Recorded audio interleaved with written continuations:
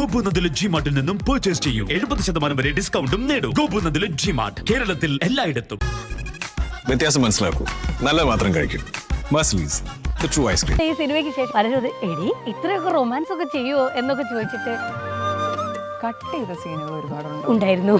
വീണ്ടും ആ പല്ലി ചിലച്ചില്ലേ? പല്ലി ചലിച്ചു. വിഷമം വന്നിട്ടുണ്ട്. വിഷമമുണ്ട്, നല്ല വിഷമമുണ്ട്. മണിയൻ ഇപ്പോഴും ജീവിച്ചിരിപ്പുണ്ടോ? സസ്പെൻസ് ആണ്. അതായോണ്ടാണല്ലോ ഞാൻ നേരത്തെ പറഞ്ഞ പോലെ ചില സൂചനകൾ അവിടെ ഇരിക്കട്ടെ. ഒരു ആക്ടർ എന്നുള്ള നിലയ്ക്ക് ഞാൻ ഡയറക്ടറിന്റെ ടൂളാണ്, നമ്മളുടേതല്ല ഫൈനൽ വാക്കുകൾ. ആക്ടർ ഒരിക്കലും അതിന്റെ മുകളിൽ കയറാനും പാടില്ല. ജയലക്ഷ്മി ചേച്ചിയുടെ പാട്ട് അങ്ങ് എൻഹാൻസ് ചെയ്തില്ലേ പടത്തിന് അവസാന ഭാഗത്തേക്ക്. ആദ്യം സത്യത്തിൽ അത് ബോംബെ ജയശ്രീ ചേച്ചി അദ്ദേഹമൊക്കെ പാടണം എന്നൊക്കെ ഉള്ളൊരു ഇത് ഉണ്ടായിരുന്നു. താങ്കൾ അക്ഷയകുമാറിനെ കണ്ടതും അദ്ദേഹം ഒരു ഇന്റർവ്യൂവിൽ പറഞ്ഞതും ഒക്കെ കേൾക്കുന്നത് എന്റെ ഹിന്ദിയുടെ പരിമിതികൾ കൊണ്ട് അദ്ദേഹത്തിന് തെറ്റിപ്പോയതാണ്. പിന്നെയും പറഞ്ഞിട്ടുണ്ട് ഖിലാടി. വേറെ പറഞ്ഞത് എന്തോ പറയാൻ കൊള്ളത്തില്ല. അല്ല, ഞാനിതൊക്കെ പഠിച്ചു വരുന്നു, ഇപ്പൊ മറന്നുപോയതാ. റെഡി ആയിട്ട് പോയിട്ട് ഞാൻ അവിടെ നിന്നൊന്ന് നോക്കിയിട്ട്. ഇപ്പൊ അജയന്റെ രണ്ടാം മോഷണത്തിലേക്ക് വരുമ്പോൾ ഒരു ദളിത് പൊളിറ്റിക്സ് അവിടെ പറയുന്നു. അതെ അതെ, ചില സിനിമകളിലൊക്കെ ഭയങ്കര ലൗഡ് ആവും. അത് നാച്ചുറലി സംഭവിച്ചു പോകുന്നൊരു കാര്യമാണ്. അപ്പൊ അത് അങ്ങനെ ലൗഡായിട്ട് എടുക്കാൻ വേണ്ടിയിട്ട് തന്നെ ചെയ്തതാണോ അതിലെ ഒരു ഇത്? എല്ലാത്തിലും നിങ്ങൾ അങ്ങനെ നോക്കുകയാണെങ്കിൽ ഇതൊരു പ്രണയ സിനിമയായിട്ട്, പ്രണയത്തിന് വേണ്ടിയിട്ടുള്ള ഒരിത്. ഇയാൾ വിളക്ക് കൊണ്ടുവന്ന് ഫസ്റ്റ് കാണിക്കുമ്പോൾ ആരെയാണ് അയാൾ വിളക്കിലൂടെ കാണുന്നത്? ചോദി എന്ന് പറഞ്ഞ അവരുടെ കാമുകിനെയാണ്. പിന്നെ രണ്ടാമത്തെ ഇത് വരുന്ന സമയത്ത് ഇതിലുള്ള സ്ത്രീ കഥാപാത്രമായിട്ടുള്ള മാണിക്യത്തിന് വേണ്ടിയിട്ടാണ്, അവരോടുള്ള പ്രണയത്തിന് വേണ്ടിയിട്ടുള്ള ഒരു മോഷണം കാര്യങ്ങളാണ് നടക്കുന്നത്, അവരുടെ മാനത്തിന് വേണ്ടിയിട്ടുള്ളൊരിത്.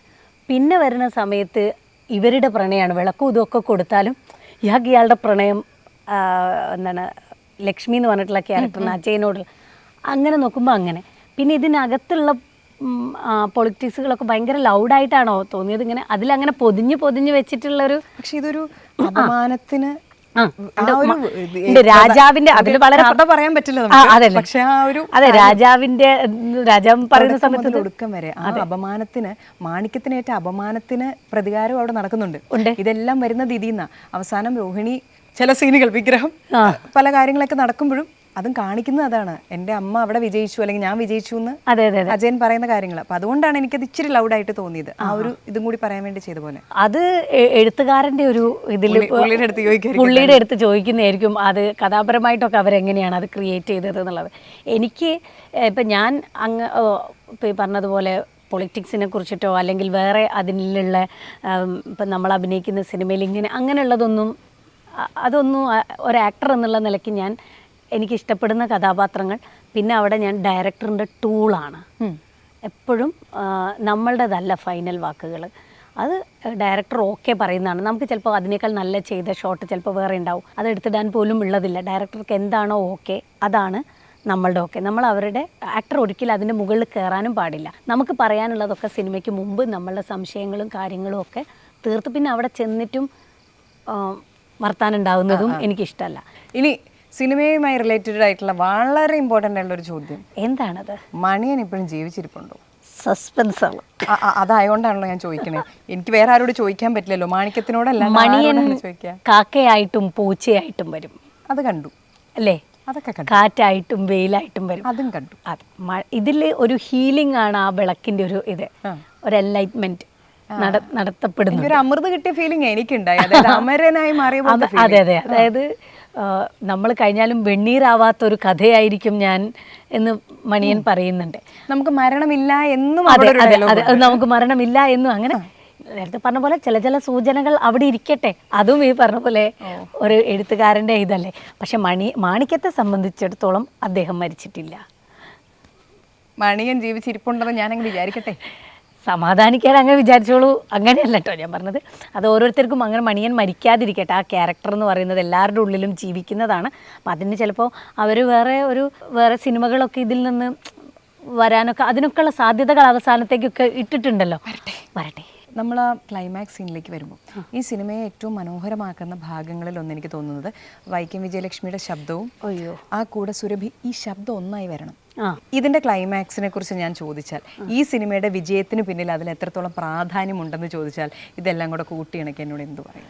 അയ്യോ വിജയലക്ഷ്മി ചേച്ചിയുടെ പാട്ട് അങ്ങ് എൻഹാൻസ് ചെയ്തില്ലേ പടത്തിന് അവസാന ഭാഗത്തേക്ക് വരുന്ന പാട്ടല്ല ആ സീൻസ് അങ്ങനെ അവർ ആ എഡിറ്റ് ചെയ്ത് ഷമീർക്കായും ഡയറക്ടറും സുഹിത്തേട്ടനും അവർ എഡിറ്റ് ചെയ്തിപ്പോൾ ഈ സീന് എവിടെ വേണം പാട്ട് എവിടെയോ ഷൂട്ട് ചെയ്തു ഈ ഭാഗത്ത് ഇന്ന സ്ഥലത്തൊക്കെ ആ പാട്ട് വരുന്നു ആ പാട്ട് ദിബു നൈനാൻ തോമസ് എന്ന് പറഞ്ഞിട്ടുള്ള അദ്ദേഹം തമിഴിലാണ് കൂടുതൽ ചെയ്തത് മലയാളിയാണ് പുള്ളി അദ്ദേഹം അതിന് കൊടുത്തിരിക്കുന്ന ഒരു മ്യൂസിക് പുള്ളി പറയുകയും ചെയ്തു വിജയലക്ഷ്മി ചേച്ചി പാടുമ്പോൾ ഭയങ്കര ജെനുവിനാണെന്ന് കാരണം അവർക്ക് മറ്റ് കാഴ്ചകളൊന്നുമില്ല വേറെ ഒരു കാഴ്ചയും ഇല്ലാതെ ആ സമയത്ത് ആ അമ്മൂമ്മയുടെ കഥ പറഞ്ഞു കൊടുക്കുകയും അതിനനുസരിച്ചിട്ട് ഒരു പാട്ട് പാടാൻ ചെയ്യുകയും ചെയ്യുമ്പോൾ ആദ്യം സത്യത്തിൽ അത് ബോംബെ ജയശ്രീ ചേച്ചി അദ്ദേഹമൊക്കെ പാടണം എന്നൊക്കെ ഉള്ളൊരു ഇത് ഉണ്ടായിരുന്നു അവർക്കും കുറച്ച് ഹസ്കി ആയിട്ടുള്ളൊരു അപ്പോൾ കുറച്ചൊരു ഏജ് ഇതിലാക്കിയിട്ട് പാടാനുള്ള ഒരു ഇതൊക്കെ ഉണ്ടായിരുന്നു പിന്നെയാണ് അത് പിന്നെ അവർക്ക് അസുഖം പിന്നെ ദിബുചേട്ടൻ പറഞ്ഞ ഏറ്റവും നല്ല ഓപ്ഷൻ നമുക്ക്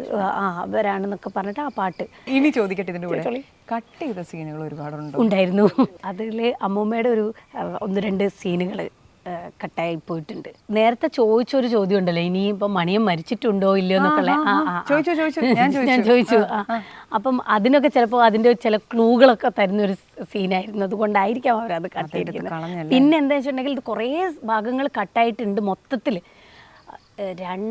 വീണ്ടും ആ പല്ലി ചിലച്ചു മാണിക്കിന് ജീവനുണ്ടെന്നാണ് അല്ല അതിന് മണിയന് ജീവനുണ്ടെന്നാണ് പല്ലി പറയുന്നത് മേ ബി അതായിരിക്കും അതിൻ്റെ ഒരു 2.5 മണിക്കൂറിലേക്ക് ഇത് ഒതുക്കുമ്പോൾ വളരെ പ്രധാനപ്പെട്ടത് എന്നുള്ളത് മാത്രം എടുത്ത് ഒരുക്കിയ വിഷമം വന്നിട്ടുണ്ട് ഞാൻ അമ്മയായിട്ട് അഭിനയിച്ചിട്ട് വിഷമമുണ്ട് നല്ല വിഷമമുണ്ട് കാണുന്നുണ്ട് ഇനി അതുപോലെ തന്നെ ഇതിൽ ഇനി എനിക്ക് ചോദിക്കാനുള്ള ചോദ്യം ഈ സിനിമയായിട്ട് റിലേറ്റഡ് ആയിട്ടല്ല ഞാൻ അക്ഷയ് കുമാറിൻ്റെ ഒരു ഇൻ്റർവ്യൂ എനിക്കറിയാം സുരഭിക്ക് അറിയാവുന്ന കാര്യം അപ്പം ഞാൻ കണ്ടു കഴിഞ്ഞപ്പോഴാണ് ഞാൻ താങ്കൾ അക്ഷയ് കുമാറിനെ കണ്ടതും അദ്ദേഹം അതൊരു ഇൻ്റർവ്യൂവിൽ പറഞ്ഞതൊക്കെ കേൾക്കുന്നത് അതായത് എന്നെ ഒരു പെൺകുട്ടി എൻ്റെ അടുത്ത് വന്ന് സംസാരിക്കുന്നു നാഷണൽ അവാർഡിൻ്റെ വേദിയിൽ ഞാൻ സാറിൻ്റെ ഫാനാണ് എന്നൊക്കെ പറയുന്നു അത് കഴിഞ്ഞിട്ട് ഞാൻ എൻ്റെ സിനിമ എത്ര അഭിനയിച്ചു എന്ന് ചോദിച്ചു അപ്പോൾ ഞാൻ പറഞ്ഞു ഇത്ര സിനിമ ഞാൻ അവരോട് ചോദിച്ചു എത്ര സിനിമ അഭിനയിച്ചു അവരെന്നോട് പറഞ്ഞു ഫസ്റ്റ് മൂവിയിൽ നിന്ന് ശരിക്കും ഉണ്ടായതാണോ അതെ പക്ഷേ അതിലൊരു തിരുത്തുള്ളത് ഞാൻ തിരുത്തി മടുത്തു പറയൂ എൻ്റെ ഫസ്റ്റ് സിനിമ എന്നല്ല പറഞ്ഞത് ഞാൻ ആദ്യമായിട്ട് മെയിൻ റോൾ ചെയ്യുന്ന സിനിമയാണിത് എന്നാണ് പറഞ്ഞത്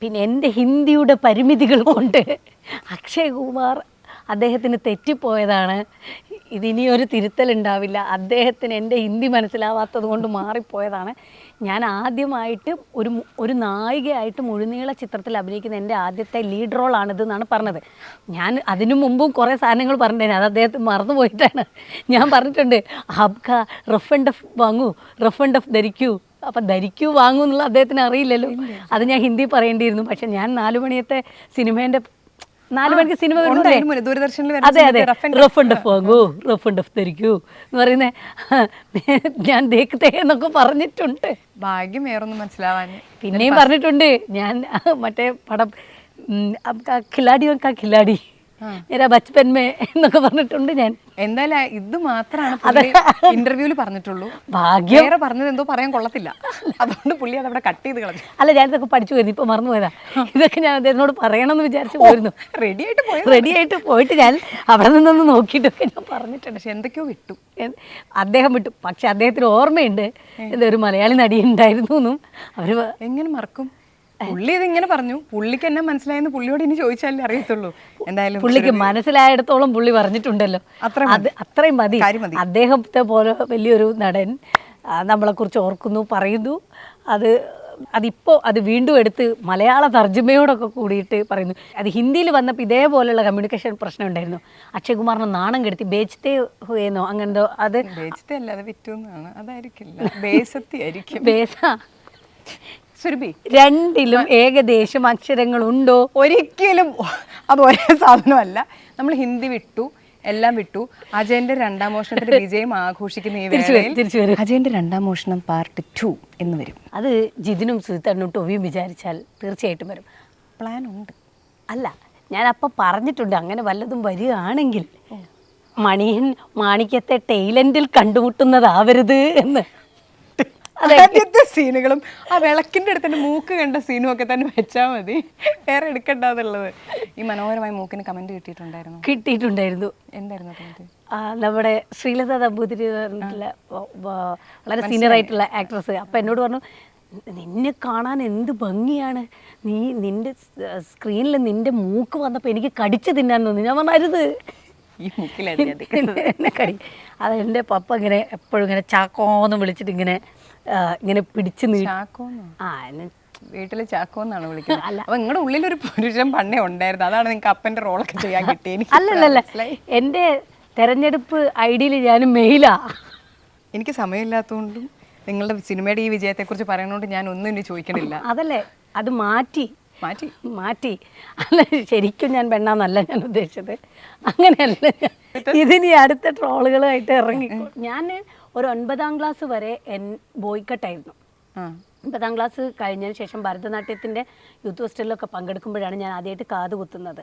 അപ്പം ഞാൻ പിന്നെ ഷർട്ടും മുണ്ടും ഒക്കെ ഇട്ടിട്ട് നടക്കുകയൊക്കെ ഉണ്ടായിരുന്നുള്ളൂ. എനിക്കത് ഭയങ്കര അതിൻ്റെ ഒരു ആരാധികയാണ്. അല്ലെങ്കിൽ ഞാൻ ചെറുപ്പം മുതലേ ജീൻസും അങ്ങനെയൊക്കെ ഇട്ട് എന്നെ ഒരു ആൺകുട്ടിയായിട്ട് തന്നെയാണ് വളർത്തിയിട്ടുള്ളത് എന്ന് വെച്ചാൽ അങ്ങനത്തെ ഒരു സ്വാതന്ത്ര്യം എനിക്ക് ഉണ്ടായിരുന്നു. ഇപ്പോൾ പോയതിന് ശേഷമാണെന്നുണ്ടെങ്കിലും ഇപ്പം നമുക്ക് എവിടെ പോകാനും അല്ലെങ്കിൽ ഒരു ആൺകുട്ടി പെൺകുട്ടി എന്നുള്ള വേർതിരിവുകളെക്കുറിച്ചൊക്കെ പലരും പറയുന്ന സമയത്ത് എനിക്കത് നമ്മളത് അനുഭവിക്കാത്തതുകൊണ്ട് നമുക്കത് ഫീൽ ചെയ്യാൻ പോലും പല സമയത്തും അങ്ങനെയൊക്കെ ഉണ്ടോ എന്നുള്ള പല ഇത് നമുക്ക് തോന്നിപ്പോയി. അല്ല, ഈ സിനിമയ്ക്ക് ശേഷം വേറൊരു കാര്യം, പലരും ഇത് എടി ഇത്രയൊക്കെ റൊമാൻസ് ഒക്കെ ചെയ്യുമോ എന്നൊക്കെ ചോദിച്ചിട്ട് എൻ്റെ അടുത്ത് ചോദിച്ചു. എങ്ങനെ ചോദിക്കാതിരിക്കും?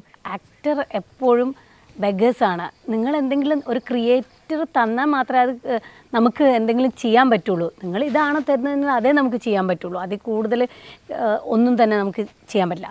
നാടകത്തിലാകുന്ന സമയത്ത് ഒരു ആക്ടർക്ക് മനസ്സിലാവും, അങ്ങനെ എഡിറ്റഡ് സ്ക്രിപ്റ്റിലാണ് നമ്മൾ അഭിനയിക്കുന്നത്, നമ്മളെ ക്യാരക്ടറിൻ്റെതാണ് ഇത്ര ഇങ്ങനെയാണ്. ഇതെന്ന് പറഞ്ഞിട്ട് പിന്നെ എഡിറ്റിംഗ് ടേബിളിലാണ് പിന്നെ എന്തെല്ലാം നമ്മൾ ചെയ്തതെല്ലാം കട്ട് ചെയ്തും ആയതും ഒക്കെ പോകുന്നത്. ഇത്തരത്തിലുള്ള റോളുകൾ കിട്ടുമ്പോൾ നമുക്ക് ഈ പറഞ്ഞ പോലെ നമ്മൾ ഈ ടൈപ്പ് കാസ്റ്റിങ്ങിൽ നിന്ന് മാറ്റി നമ്മളെ വേറെ രീതിയിൽ ട്രൈ ചെയ്യുമ്പോഴാണ് നമുക്ക് ഇങ്ങനെയുള്ള ഓരോന്ന് എക്സ്പ്ലോർ ചെയ്യാൻ പറ്റുന്നത്.